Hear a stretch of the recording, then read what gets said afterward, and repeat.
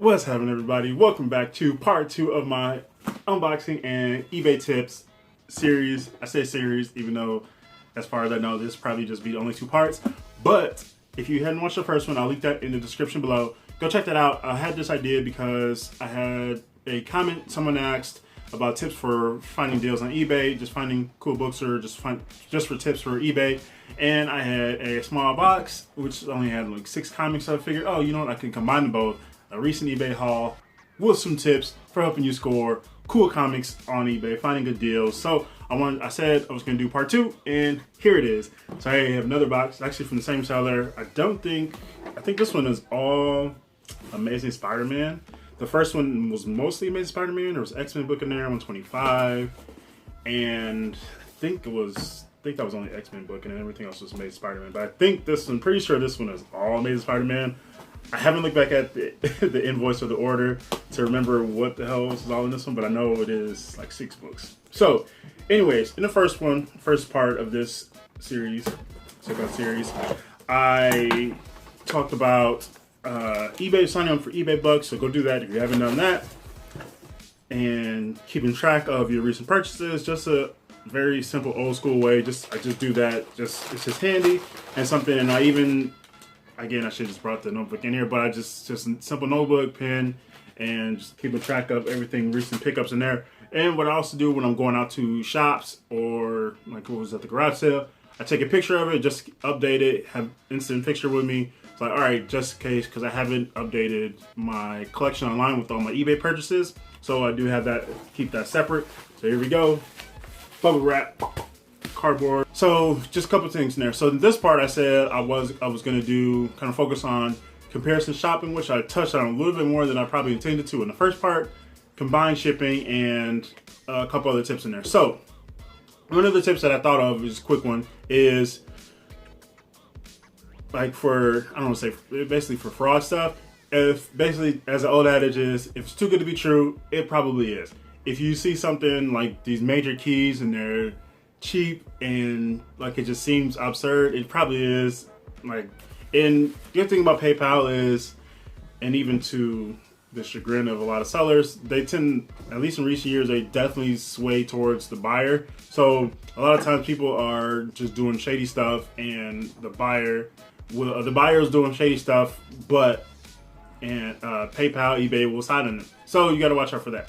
But what I was saying with fraud is, from the seller's part, you just have to watch the wording. Sometimes they might put in tricky wording, something either in the title or in the description. So just watch out for that. Be careful. And because you will find, just again, I always use just an example of maybe some major key that, especially Silver Age, Golden Age, probably early Bronze Age, just any type of major key, and there'll just be something kind of funky about it. Just go with your gut, just go with your instinct, and you probably won't go wrong. I don't know, maybe it's better to be safe than sorry, but I guess you could risk it and just hope that eBay and PayPal go on your side, and they probably will, so who knows. But just something just to keep in mind. Just use your brain, just trust your instinct. You probably can't go wrong. And so that's that. And then with shipping, be careful with shipping, because lots of sellers out there will gouge you for shipping. They'll make up for the potential loss in cost of, or revenue, whatever, by just charging out there. Like, you don't want to pay $8-9 for shipping of a single issue. It's insane. Unless, if you're talking international, then you're going to deal with a lot more issues, just because issues. But you're going to have a lot more at play there, just because international, and just obviously the rise in shipping costs as you kind of go outside of your native borders, whatever. So let's see. I can't remember what. I just remember Amazing Spider-Man. That's all I remember. And I think this is all Amazing Spider-Man. But so there's a little bit on shipping, and again, that'll kind of segue into combined shipping. So what you're looking for is, and I touched on this one in the first video, so I won't go too far into it. Just something to keep in mind as you kind of comparison shop. All this will kind of lump in together. Comparison shopping. So you may come across say you're looking for one specific book. Actually, let's just do an example here. So we can get in here. Bubble wrap. Again, got our blanks. Protecting the goodies. I could just slice through this. Put this out like so. Oh yes. Ooh. We got the tarantula. Made Spider-Man 147. Look at him. Is this first appearance of tarantula? I think so. No, it's not. I'm back, Spider-Man, deadlier than ever, and this time the tarantula takes the game. There's no time to dodge those razor sharp spikes. I've had it! Exclamation point. This is not. I think his first appearance was it in the teens or the 20s? It was pre-130 though. Maybe. I don't remember. Maybe no, is it 122? No, because that's Green Goblin stuff. I don't know. Whatever. Again, Amazing Spider-Man 147, Tarantula, Spidey. So let's say you're looking at Amazing Spider-Man 147, you're like, alright, I need the Tarantula. I love this dude. Let me go read some more about him. Let me go read some of his early appearances. So you search. And you come across a couple sellers. Now, you may have a seller they might have it for a couple dollars more than the other, maybe same condition, a couple dollars more than one other seller. So you're looking at these two auctions, you're watching them. Alright, I'm gonna watch both of these. Click the heart if you're on your mobile app. And you're watching them, couple dollars difference in $3-4, whatever. But one seller offers either combined, let's say they both are combined shipping, because most times most people will. But one seller who's offering it for, or whose price is a couple dollars more, they might have more books that you're interested in. So you're looking at this, are you just gonna get that one book? And if you look through both sellers, which I always do, again, it's that rabbit hole. You're gonna go through and see what they have, just because combined shipping is a big draw. So you're looking through, all right, well, this seller's charging more, a couple dollars more for this book I want, but they also have a few other books I want too. Like, oh look, whatever, $50 free shipping. So, oh man, these other books are gonna take me over that, so I might as well do it. Saves me more in the long run and get these other books that you want as well, or just some other books you're interested in, you just kind of saw. That happened, so go do that. That's the best bet. More bang for your buck. Again, as always, saving you money, which is the way to go. Let's see what else we got here. Tape. Again, I always keep these because I've used them. They're good for packaging books, as you see in here. So, next up, oh, look at that. Yes, all Spidey, baby. Oh man, I forgot about that one. Oh wow, look at this. We got some gems. We got a bunch of baddies in this one. We got all the villains. Let's see what's in this one. Let's do this one first. All right, jumping up to 169. Here is J. Jonah Jameson. Amazing Spider-Man 169.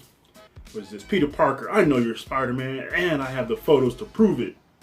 How do these pictures reveal Spidey's secret identity? You'll never know unless you read Confrontation. Amazing Spidey. What is this? 1977. Bronze Age. My era, baby. So, comparison shopping. Now, again, I did dwell on this one in the first part of this, and again with that, tips. A lot of these tips will, they're geared. I'm talking about eBay specifically, just because, but they will work outside of this, either conventions, and whenever those come back, if you want to risk it, and if you're shopping for books on, Facebook Marketplace, those buy-sell groups, buy-sell trade groups. Instagram and just other websites out there, because there's a lot of those people out there just selling books on their websites, and Instagram as well, big, or YouTube as well, but Instagram, big comic book community, a lot to get involved with there, just a lot to see. So just keep that in mind if these tips will kind of carry over. So comparison shopping is basically just going around and you're looking at the same object from different retailers, different sellers, and just comparing. So you're looking at condition, condition, price, shipping costs, combined shipping, again, always. And you want specifically, feedback is another thing. And I kind of get into that I will get into that a little bit. And that kind of goes back to fraud and dealing with other, other platforms, Instagram, Facebook, especially, because if it's too good to be true, it probably is. So let's say you're looking at a big key and you see this person, they have no feedback or low feedback. Look at their recent, their past month or past 6 months feedback, and you know they have one transaction there or something or none. Like, I don't know. You can try. Now again, there's always the thing. Everybody has to start at some point. So we're gonna start out, you know, zero feedback. You just got to do some transactions, and there you go. And eventually, just kind of builds it up, and you know, you're selling whatever. So somebody has to start somewhere. And so hey, you know what? Maybe it is legit. You want to risk it. Again, you might have eBay and PayPal on your side just in case something goes wrong. So it's just something to consider. Especially if it's a book you're after, like, I don't know, because you could, you know, your spidey sense might be going off saying, I don't know about this one. This looks kind of sus. So just do your best judgment, do some research, and just kind of see what happens. Oh man, I don't know which one. Let's go to this one next. This is the earliest one. Here is we got Craven. I must obey Craven. Spider-Man must die. Spidey, the Gibbet, and now Craven the Hunter. It's action all the way in Amazing Spider-Man 111. 111, baby. Look at that. OG Craven. I think this was... It's got a couple of ticks, but it was... I had no problem with that. So again, and then with... Can't touch on shipping costs. So now let's do conditions. So you have to find...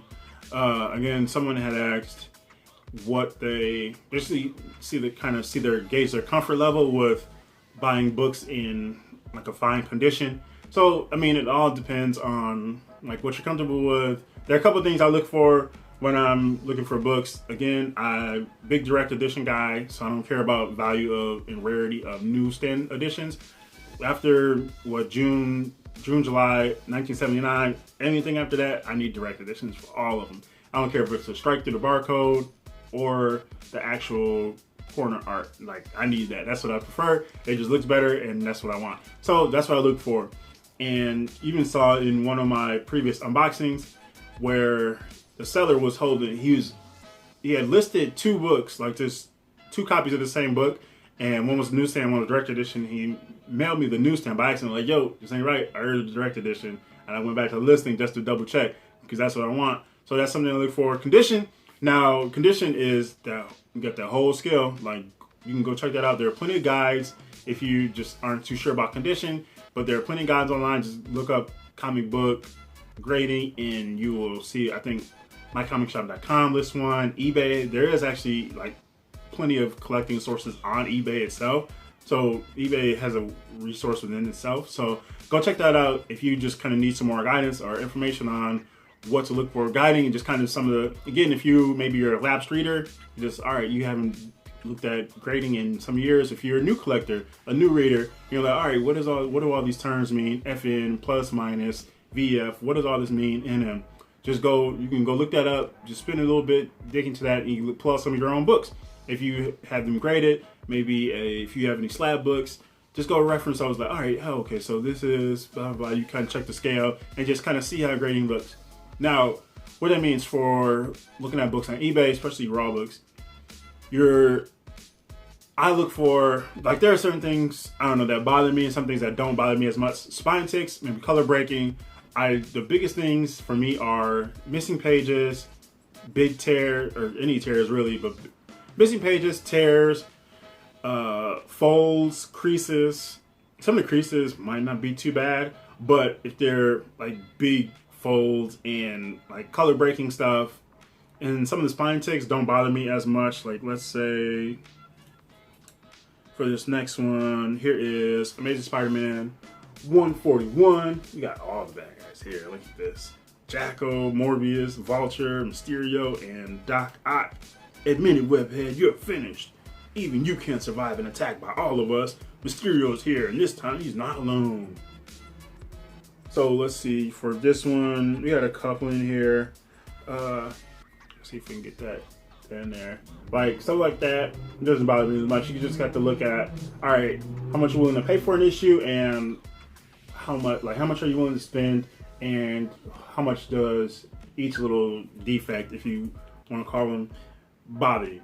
Now, again, spine ticks, especially on a colorful cover like this, doesn't bother me as much. And like, the higher or lower they get to, especially when you get up in this area, like, they're not gonna be as visible. like way down here, not so much. Like here, like this probably, like this few inches, like in there, that's when they're really kind of bothersome a bit. And corner folds, dings, like blunted covers, like that kind of stuff. Like even here, just a little bit here, but I don't remember how much to pay for this, so it wasn't too bad. But that's just all, like, just have to kind of gauge how much bothers you and what you're kind of looking for. And again, like, and if you're looking for big keys, a lot of people say, oh, you know, get a big key and maybe you can upgrade it. That's the way to go as well, especially if you're getting slab books. And I don't deal with slab books at all. I haven't even really put much thought into it, except when I talk about it on videos. I have all those Supergirl 27s. One of those, I was thinking, like, should I get one of those slabs? I don't know. Maybe if I get it signed, I'd love to get it signed by Emanuela Kino and Dave McKay, but I'm not going to Supergirl 27 too much more. So there's this, again, just look at that. Again, if you're a new reader, go check those resources out and just kind of get a better idea of how grading works and what each actual score means, and like just look at the sliding scale from a 10.0 rare as they are down to, I don't even know if there's even been anything below a 0.05. I'm not sure. 0.1, what would even be a 0? Like nothing, I don't know. But just the cover itself, or I don't know. I've seen those too. Like sometimes it'll just be just a cover. Like this is just absolute madness. Who would do that? But anyways, all right, last two books. I don't know which one to show. I actually didn't say that one. So here is No One Stands in the Molten Man's Way. No one. Where we going? He's stronger, deadlier than ever. The Molten Man strikes again in Amazing Spider-Man 132. The Molten Man. Real cool Molten Man. Not that garbage Spider-Man Far From Home Molten Man shit. Which I don't know why they call it Molten Man. It was just really nothing. But this looks nice. Look at this. Amazing Spider-Man. Getting those pre-150 issues. Working my way down some more. This looks cool. Spider-Man, Molten Man, slugging it out. I like the way Spider-Man's drawn there. Last issue. I was trying to think of everything else. Again, with comparison shopping, there's a whole lot to take in there. Price, condition, and shipping costs, combined shipping. Again, just look out for that. Go in the description of an item and you'll see it. Sometimes they'll all say, all right, you have like, I do offer combined shipping, blah, blah, blah. And sometimes they'll actually list rates out. Sometimes they won't. You just have to wait till the invoice. That's the issue. That's what you should look out for if they say wait for the invoice, because you don't know if they don't have any rate listed for it. You don't know, because you could mess around and buy a book and they, all right, $10 shipping, and then you find out that their combined shipping rate is like $2 extra, and you're like, well, that's kind of sucks. And now you're paying, you know, damn near $20.